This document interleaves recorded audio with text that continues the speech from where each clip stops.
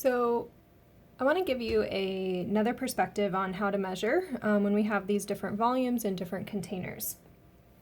So when I'm looking here and I'm measuring this volume here, first of all, you want to make sure that you're always reading the bottom of the meniscus. So here, that would be the bottom dip of the meniscus. Looking here, the first thing I want to do is look on my tool and see what lines are present, see what I'm counting by. So the lines that I'm counting by here, I would say that I can see the ones place. All right, now the challenge for you comes in not so much with the ones place, right, but this intermediate space here, and this is where I'm going to have to estimate. So I'm always going to estimate one digit more than what's marked. So here, I'm going to estimate the tenths place. So I'm going to say, well, that's between 1 and 2, and it's kind of at the lower end there. So I would say maybe it is definitely 1, but about 1.2 milliliters. And because this is an estimate, sometimes your lab partner or your colleague might see a little bit differently. So they might say, I think that's maybe closer to 1.1 mils. Either one of those is a correct answer. You are estimating where your meniscus falls between 1 and 2. And so 1.1, 1.2, that's as good as you can do with this tool. All right. Over here, same approach. All right. So I first want to look at what can I see, and here it might actually help you to write some numbers down. So I can definitely see the 1 and the 2, right? Even though there's not numbers though, there are other lines, other increments marked. And so let's just write down so we know what those are. This is 1.1, 1.2, 1.3, 1.4, 1.5, all right? And so I would say that what I can see here, the smallest markings or lines that I can see, is I can see that the tenths are marked, right? 1.1 is 1 and 1/10.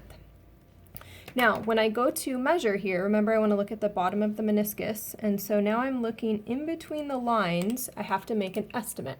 And I can only estimate to one digit, to 10% is the best I can do here. And so when I look at where that falls, then I will be estimating my hundredths place. Hundredths place. So I'm going to say, well, it's at the high end of 1.4. So at the high end of 1.4, I might write down, I think it's 1.49 milliliters. Again, there's a little bit of fluctuation in that estimate. So my coworker might look at it and be like, I don't think it's quite at 1.49. I think it's a little bit lower. So I estimate that it's 1.48 milliliters. Either one of those would be a correct answer here. Okay, so I'm looking at that purple estimating region and I'm saying 1.48, almost to 1.5. Now let's say if it was right on 1.5, so if that meniscus was just a little bit higher, then you would say 1.5 and you want to communicate it's right at 1.5, and so your estimated digit would then become a 0. All right, so that's not what I see here, but if that meniscus was a bit higher, that's what it would be.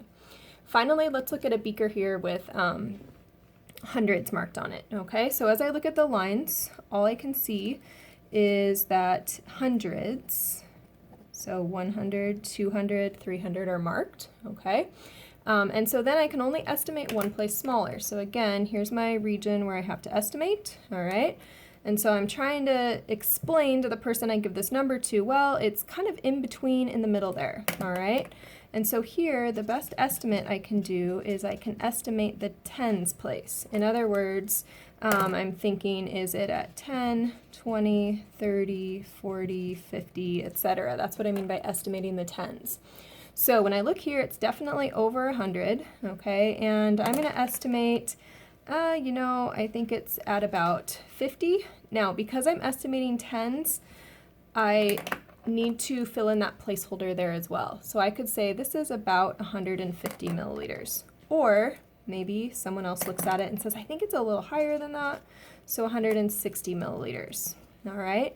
Really here, my estimate of tens is this 5 and this 6, and then these zeros are what we call placeholders just to get us to that decimal point.